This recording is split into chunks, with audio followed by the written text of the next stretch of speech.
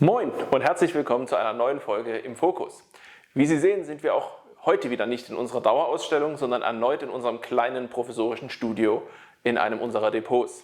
Wenn Sie das Deutsche Marinemuseum bereits kennen, dann wissen Sie, dass der Lenkwaffenzerstörer D-186 Mölders unser Leitexponat ist. Doch was ist ein Zerstörer eigentlich und wie hat sich diese Schiffsklasse entwickelt? Ich möchte Ihnen heute in dieser Folge das Modell des ersten deutschen Zerstörers präsentieren, und zwar den Torpedobootzerstörern B-98. Ihren Ursprung hat die Schiffsklasse der Zerstörer bei den Torpedobooten. Eine Bootsklasse, die im Grunde seit Ende des Zweiten Weltkriegs nicht mehr gebaut wird. Das Torpedoboot ist eine Entwicklung des späten 19. Jahrhunderts und diente zur offensiven Verbringung der neuartigen Waffe Torpedo und war damals in so ziemlich jeder größeren Marine der Welt in großen Zahlen vorhanden. Den Endpunkt der Torpedobootentwicklung stellen auf deutscher Seite die großen Torpedoboote bzw. die Torpedobootzerstörern dar, wie sie zu Beginn des Ersten Weltkriegs zur Flotte stießen. Später verschwand der Typ Torpedoboot gänzlich aus den Marinen und wurde durch den Zerstörer ersetzt. Das ist im Grunde bis heute so. Das Boot SMB-98 war ein solcher Torpedobootzerstörer. Die Entwicklungsgeschichte dieses Bootes ist eng verknüpft mit der deutschen Flottenrüstung und auf den ersten Blick durchaus ungewöhnlich. Die Torpedobootzerstörer der B-97-Klasse, dazu gehört B-98, gehen auf einen Entwicklungsauftrag der kaiserlich-russischen Marine zurück an die deutsche AG Vulkan-Werft in Stettin aus dem Jahre 1909. Solche Aufträge von ausländischen Mächten waren damals nichts Ungewöhnliches. Sie sicherten im Grunde das Überleben der vielen deutschen Werften, die trotz der großen Flottenrüstung sonst nicht ausgelastet gewesen wären. Die kaiserliche russische Marine forderte also nun in ihrem Auftrag für ihre Torpedoverbände ein bewaffnetes Fahrzeug mit Turbinenantrieb, was eine Mindestgeschwindigkeit von 30 Knoten erreichen sollte. Als Ergebnis dieser Ausschreibung entwickelte die AG Vulkan das 1280 Tonnen verdrängende Torpedoboot Novik. Vulkan bewarb sich auch gleichzeitig auf die Herstellung des Bootes. Aufgrund politischer Einflussnahme ging der Auftrag jedoch an die Petersburger Putilov-Werft, wo das Boot 1911 vom Stapel lief und als Typschiff einer ganzen Klasse fungierte. Die deutschen Werften, also nicht nur AG Vulkan, sondern auch Blomm und Voss bzw. Schirauch aus Danzig, waren allerdings nicht ganz raus aus dem Geschäft, denn sie lieferten die Antriebsanlagen, die Turbinenanlagen für die russischen Schiffe. Wie wurde nun aber aus einem russischen Entwurf ein deutsches Boot? Nun, zu Beginn des Ersten Weltkrieges lagen bei Blomm und Voss noch 2 fertige Turbinensätze für russische Boote, die aufgrund des Kriegsbeginnes allerdings nicht mehr zur Ausfuhr kamen. Blomm und Voss schlug nun in dieser Zeit dem Reichsmarineamt unter Admiral Alfred von Tirpitz vor, mit diesen 2 Turbinensätzen 2 Zerstörer nach Vorbild der Novik herzustellen für die Flotte. Admiral von Tirpitz hat scheinbar Gefallen an der Idee gefunden, denn er hat nicht nur diese 2 Zerstörer oder Torpedobootzerstörern in Auftrag gegeben, sondern er hat diesen Auftrag gleich noch um 4 weitere Boote für Blomm und Voss erweitert. Als erstes Boot der Torpedobootklasse B-97 lief das Boot B-97 noch im Dezember 1914 vom Stapel. Wenige Wochen später, am 2. Januar 1915, lief dann auch das hier als Modell gezeigte Boot B-98 vom Stapel. Kommen wir aber nun zu den technischen Daten der Boote der B-97-Klasse. Diese waren 98 Meter lang und 9,35 Meter breit, was annähernd dem typischen Zerstörerverhältnis von 10:1 entspricht und hatten einen maximalen Tiefgang von 3,80 Meter. Mit 1374 Tonnen verdrängten sie deutlich mehr als die damals üblichen Torpedoboote der kaiserlichen Marine. Eine 4-Kessel-Turbinenanlage lieferte insgesamt 40.000 PS Leistung und ermöglichte so eine Geschwindigkeit von mehr als 36 Knoten. Der Fahrbereich der Boote lag bei einer Durchschnittsgeschwindigkeit von 20 Knoten bei beachtlichen 2600 Seemeilen. Bewaffnet waren die Boote mit 4 Torpedobootkanonen vom Typ 8,8 cm L45 und 6 50 cm Torpedorohren.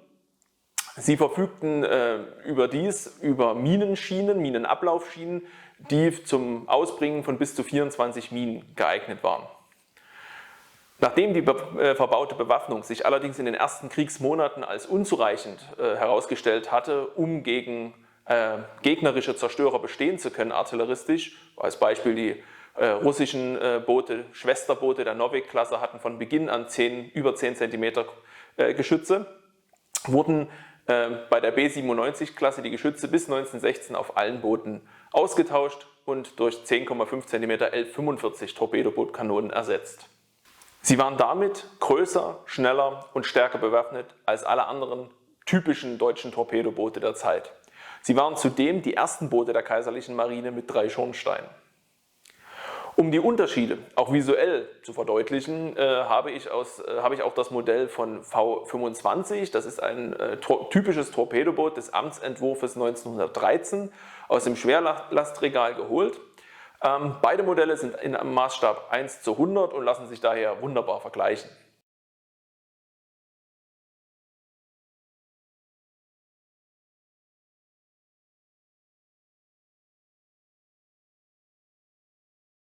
Wenn Sie jetzt verwundert sind, warum deutsche Torpedoboote nicht einheitlich klassifiziert wurden, sondern mit verschiedenen Buchstaben bezeichnet wurden, so will ich das ganz kurz auflösen. Die verwendeten Buchstaben bezogen sich immer auf die Bauwerft des jeweiligen Bootes. Ich blende Ihnen dazu hier gleich mal die verschiedenen Buchstaben und die dahinterstehende Werft ein. Das war natürlich verwirrend, weil es vorkommen konnte, dass Boote der gleichen Schiffs- oder Bootsklasse unterschiedliche Buchstaben und unterschiedliche Bezeichnungen haben konnten und daher nicht direkt als sozusagen Schwesterschiffe erkenntlich waren. Aber zurück zu B98. Das Boot wurde im März 1915 in Dienst gestellt und bildete zusammen mit den anderen Torpedobootzerstörern die wohl schlagkräftigste Einheit der kaiserlichen Torpedowaffe, die 2. Torpedobootflottille. Es nahm an mehreren Gefechten teil, unter anderem torpedierte es am 17. August 1915 den britischen Hilfsminenleger Princess Margaret. Der Torpedo verfehlte das Ziel, traf aber stattdessen den als Geleit mitlaufenden britischen Zerstörer HMS Mentor. Dieser verlor den Bug, allerdings gelang es der Crew, das Boot noch nach Harwich zurückzubringen und es konnte dann instand gesetzt werden. Auch an der Skagerrak-Schlacht nahm B98 teil, musste während der Schlacht einen Treffer einstecken, der den hinteren Zwillingstorpedosatz zerstörte und 2 Soldaten tötete. Im Oktober 1917 beteiligte sich B98 als Flottillenboot der 2. Torpedobootflottille, das heißt als Führungsboot, am Unternehmen Albion, der Besetzung der baltischen Inseln Ösel, Dagö und Mohn. Die Zerstörer der Flottille setzten am 12. Oktober die ersten Sturmkompanien ab und unterstützten diese mit ihrer Artillerie bei der Landung. Im Zuge dieser Operation lief B98 3 Tage später auf eine russische Mine und verlor dabei das gesamte Vorschiff und 14 Soldaten. Das Boot blieb allerdings schwimmfähig und konnte nach Libau eingeschleppt werden, wo es instand gesetzt wurde. Die letzte Verwendung im Bootsleben von B98 war die als Postschiff. Sie pendelte ab Ende 1918 zwischen der internierten deutschen Hochseeflotte in Scapa Flow und dem Heimathafen der Hochseeflotte in Wilhelmshaven. So traf sie auch nur einen Tag nach der Selbstversenkung der Hochseeflotte in Scapa Flow ein, am 22. Juni 1919, und wurde aufgrund der Vorereignisse sofort von Kräften der Royal Navy geentert. Im Februar 1920 sollte B98 dann schließlich mit einigen weiteren Schiffen und Booten, die noch schwimmfähig waren, zum Abwracken nach Rosyth geschleppt werden. Die Schleppleine brach jedoch und B98 trieb bzw. driftete in nördliche Richtung ab in die Bay of Loppness auf Sunday und dort strandete sie schlussendlich. Die Überreste von B98 sind dort heute auch noch sichtbar. Ich werde Ihnen die Koordinaten hier kurz mit einblenden.